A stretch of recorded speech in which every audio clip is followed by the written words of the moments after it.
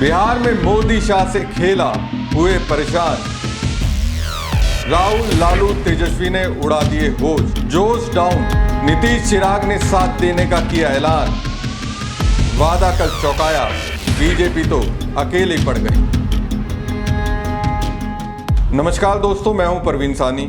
कभी कांग्रेस नेता राहुल गांधी ने बिहार की धरती पर आकर कहा था, बिहार तो क्रांतिकारियों का प्रदेश है, यहाँ तो क्रांति की शुरुआत होती है।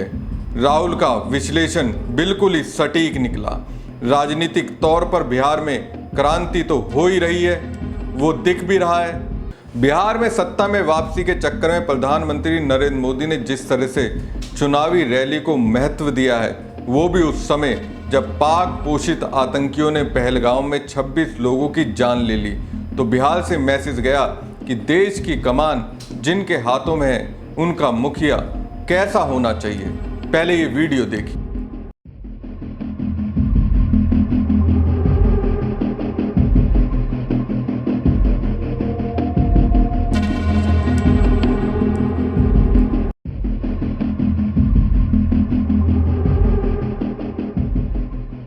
ठीक कहा कांग्रेस नेता सुरेंद्र राजपूत ने, सरदार वो होता है जो अपनों के साथ आपात समय में खड़ा रहे और उनकी रक्षा करे, वो नहीं जो झोला उठाकर चल दे। अब जिस तरीके से पीएम मोदी ने आतंकी वारदात पर पाक के खिलाफ सीधे तौर पर एक्शन लेने की बजाय अचानक से जातीय जनगणना कराने की घोषणा की, वो तो सवालों के घेरे में है। मोदी भक्तों की ओर से ये बताने का प्रयास हो रहा है, ये तो मास्टर स्ट्रोक है। राहुल से तो मोदी ने मुद्दा छीन लिया, लेकिन इस मास्टर स्ट्रोक से कैसे बीजेपी पर स्ट्रोक पड़ रहे हैं, ये अमित शाह ही जानते होंगे। राहुल ने दोस्तों जातीय जनगणना कराने के बाद प्राइवेट सेक्टर में आरक्षण की मांग की थी। Article 15(5) is reservation in private education institutions. ये कानून है, ऑलरेडी कानून है, और हम चाहते हैं एकदम इस कानून को एनडीए की सरकार, बीजेपी की सरकार इंप्लीमेंट करना शुरू करे। सेंसस को डिले किया है और अपोज किया था, हम इस को वेलकम करते हैं। ये हमारा विजन है, इन्होंने अडॉप्ट किया, बहुत अच्छा। मगर हम चाहते हैं कि हमें डेट्स बताई जाएं, किस दिन तक ये सेंसस होगा। बजट में इसका पैसा आना चाहिए, अभी बजट में पैसा नहीं है। और फिर जो डेवलपमेंटल विजन है वो हमारे सामने प्रेजेंट होना चाहिए। तो ये मैं आपसे कहना चाहता था, अंग्रेजी में बोल देता हूं। Caste census we have been fighting now for some time. Government has opposed for some reason. We don't understand what that reason is. They have suddenly decided to do it. We welcome that. तो जातीय जनगणना के बाद अब अगली demand private sector में reservation की है। अब इसी को लेकर तेजस्वी यादव ने प्रधानमंत्री नरेंद्र मोदी को चिट्ठी लिखी है। अब इस चिट्ठी में तेजस्वी यादव ने पीएम मोदी के सामने जातीय जनगणना पर अपने विचार और कुछ नई मांगे भी रखी हैं।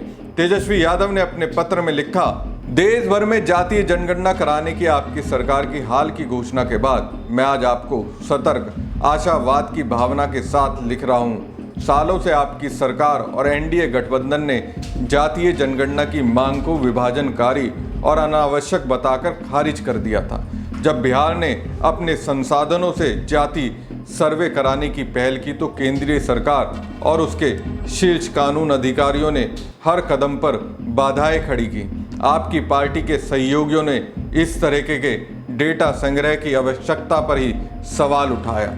अनेक प्रकार की फुहड़ और अशोभनीय टिप्पणियां की गई। अब जैसे पहले जातीय जनगणना को लेकर पीएम मोदी से लेकर भाजपाइयों की सोच थी, अपने लेटर के पहले पैरा में तेजस्वी ने उसका जिक्र किया। इसके बाद तेजस्वी लिखते हैं, आपका विलंबित निर्णय उन नागरिकों की मांगों की व्यापकता को स्वीकार करता है जिन्हें लंबे समय से हमारे समाज के हाशिए पर रखा गया है। बिहार के जाति सर्वे ने, जिसमें पता चला कि ओबीसी और ईबीसी हमारे राज्य की आबादी का लगभग 63% हिस्सा है, यथास्थिति बनाए रखने के लिए फैलाई गई कई मिथकों को तोड़ दिया। इस तरह के पैटर्न देश भर में सामने आने की संभावना है। मुझे यकीन है कि ये खुलासा कि वंचित समुदाय हमारी आबादी का अधिकांश हिस्सा होने के बावजूद हर जीवन क्षेत्र में कम प्रतिनिधित्व रखते हैं, एक लोकतांत्रिक जागरण पैदा करेगा। एक तरह से पीएम मोदी को तेजस्वी ने उनकी ओर से जातीय जनगणना से होने से क्या फायदा समाज को मिलेगा उसके बारे में बताया। लेकिन इसके बाद दोस्तों, तेजस्वी यादव ने जो बातें कही, अब एनडीए में शामिल चिराग पासवान भी कह रहे हैं। कहीं ना कहीं बिहार के मुख्यमंत्री नीतीश कुमार के मन में भी वही बात है। खैर, तेजस्वी ने पीएम को लिखे लेटर में आगे लिखा, जातीय जनगणना कराना सामाजिक न्याय की लंबी यात्रा का पहला कदम मात्र है। जनगणना के आंकड़ों से सामाजिक सुरक्षा और आरक्षण के दायरे को आबादी के मुताबिक बढ़ाने की कोशिश भी इस प्रक्रिया का अभिन्न हिस्सा होना चाहिए। एक देश के रूप में हमारे पास आगामी परिसीमन में कई प्रकार के अन्याय को ठीक करने का एक महत्वपूर्ण अवसर भी है। निर्वाचन क्षेत्रों का पूर्ण निर्धारण जनगणना के आंकड़ों के प्रति संवेदनशील होना चाहिए। ओबीसी और ईबीसी का निर्णय लेने वाले संस्थानों में पर्याप्त राजनीतिक प्रतिनिधित्व के लिए विशेष प्रावधान किए जाने चाहिए। राज्य विधानसभाओं और भारत की संसद में अनुपातिक प्रतिनिधित्व के सिद्धांत के आधार पर इन वंचित समूहों को सम्मिलित किया जाना चाहिए।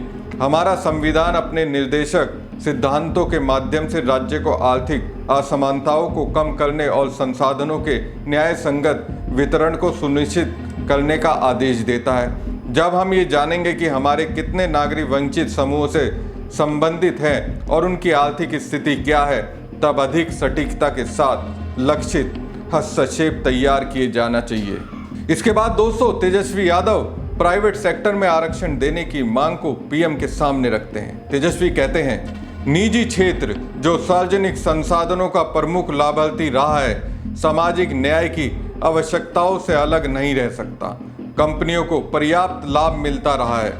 रियायती दरों पर जमीन, बिजली सब्सिडी, कर छूट, बुनियादी सुविधाएं और विभिन्न प्रकार का वित्तीय प्रोत्साहन, इसका बोझ करदाता के कंधे उठाते हैं। बदले में निजी उद्योग क्षेत्र से हमारे देश के सामाजिक संरचना को आईना दिखाने की अपेक्षा पूरी तरह से उचित है। जातीय जनगणना के संदर्भ में निजी क्षेत्र में समावेशिता और विविधता के बारे में खुली बातचीत होनी चाहिए। प्रधानमंत्री जी, आपकी सरकार अब एक ऐतिहासिक चौराहे पर खड़ी है। जातीय जनगणना कराने का निर्णय हमारे देश की समानता की यात्रा में एक परिवर्तनकारी क्षण हो सकता है। हमारे पुरखों ने कई दशकों से इन आंकड़ों के संग्रह के लिए संघर्ष किया है, अतः इस निर्णय को अमली जामा पहनाने में भी विलंब नहीं होना चाहिए। एक दिग्गज सवाल ये भी है कि क्या डेटा का उपयोग प्रणालीगत सुधारों के लिए उत्प्रेरक के रूप में किया जाएगा, या यह कई पिछले आयोग रिपोर्टों की तरह धूल भरे अभिलेखागार तक ही सीमित रहेगा। बिहार के प्रतिनिधि के रूप में जहां जाति सर्वे ने जमीनी हकीकत के प्रति आंखें खोली है, मैं आपको सामाजिक परिवर्तन करने में रचनात्मक सहयोग का आश्वासन देता हूं। सीधी सी बात है, जिसे वाजपेयी मोदी का मास्टर स्ट्रोक करार दे रहे हैं, वो वास्तव में सिर दर्द है और एक तरह से एनडीए को तोड़ने के लिए काफी है। इसके संकेत तो एलजेपी रामविलास पासवान के चीफ चिराग पासवान ने भी दे दिए। उन्होंने न्यूज़ 24 से बातचीत में कहा कि निजी क्षेत्र में भी आरक्षण लागू होना चाहिए और ये मांग वो पहले से उठाते आ रहे हैं। उन्होंने बताया कि उनकी पार्टी के संविधान में साफ तौर पर लिखा गया है कि हम चाहते हैं कि प्राइवेट सेक्टर में भी आरक्षण की व्यवस्था हो। अब यही मांग नीतीश कुमार की भी होगी। तो एक तरह से जान लीजिए, बिहार के चुनाव में जीत के लालच में बीजेपी बुरी तरह से फंस चुकी है, जिससे बाहर निकलना इतना आसान नहीं होगा। हमारी खबर आपको कैसी लगी कमेंट बॉक्स में कमेंट करके जरूर बताएं। साथ ही पेज को ज़्यादा से ज़्यादा लाइक और शेयर कीजिएगा। धन्यवाद। बिहार में मोदी शाह से खेला, हुए परेशान, राहुल लालू तेजस्वी ने उड़ा दिए होश, जोश डाउन, नीतीश चिराग ने साथ देने का किया ऐलान, वादा कल चौंकाया, बीजेपी तो अकेले पड़ गई।